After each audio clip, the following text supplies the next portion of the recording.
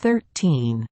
At the Miller and number 39's house, the living room cat said to the kitchen cat, "There in number 39's another terrible mess in this house." Rudy and Babette broke up. The girl was crying and the guy probably didn't and #39 think about her anymore.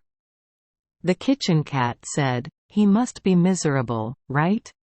The other cat replied, "That and number 39's right, but I don't and number 39's like being sad for them at all."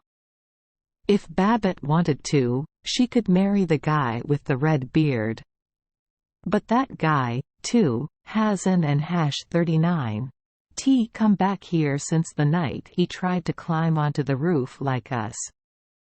During those long days, Rudy thought about what happened that night on the mountain. The fever made him delirious. He cannot verify what happened to him. He continued to accuse Babette. However, he also questioned his conscience. He remembered the terrible storm, the terrible torment that had stirred his heart. Do you need to confess to your lover the terrible thoughts that have invaded you and may become actions? In fact, he lost the ring. Did you throw it away when you were so angry? He always thought about that, and that was what directed his heart towards the young woman. Will she admit her mistakes towards him? He felt his heart break as he thought of the loving, graceful, and gentle words she had spoken to him. She always appears with all her gentleness, joy, and joking. Those thoughts are like rays of sunlight breaking through a dark cloud. He thought to himself, and quote, "You will have to confess everything to me. You will have to justify yourself." And quote. He went to the mill. They explained to each other, starting with a kiss and concluding as follows. Rudy was a cruel person, a guilty person.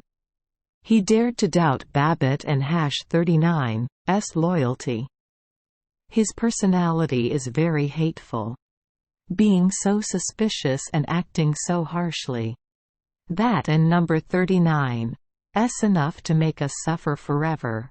Really, Mr. Rudy. And Babette corrected him once to become close. At that time, the beautiful girl became even more adorable. However, there was one point that she thought her lover was right. That English guy was truly a clown and a ridiculous flirt.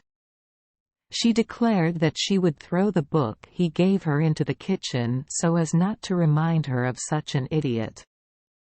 The living room cat told his friend in the kitchen, "Everything has been arranged. Rudy is back." They explained to each other, sympathized with each other, and according to them, that was the highest happiness.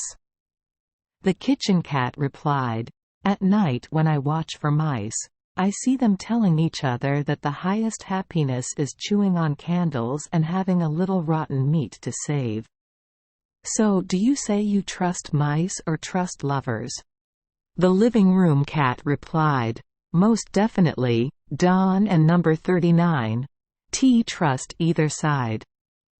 In the highest happiness, Rudy and Babette only have to wait a short while longer. Their wedding day is coming. It will not be held at the Bethel Church nor at the Miller and number 39's house. The godmother requested that the wedding be held in a beautiful church in Montreal and at her house. The miller agreed to the proposal. He knew well how beautiful the gifts would be and what a dowry the godmother would give the bride and groom.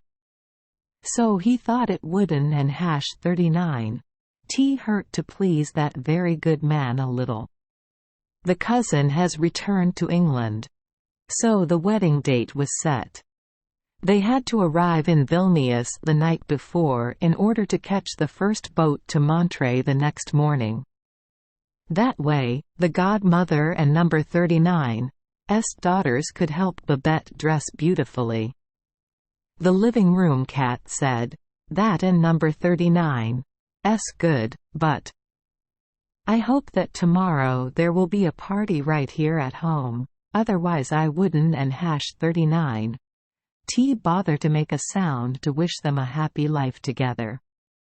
The kitchen cat replied, I also believe that we will have a great meal.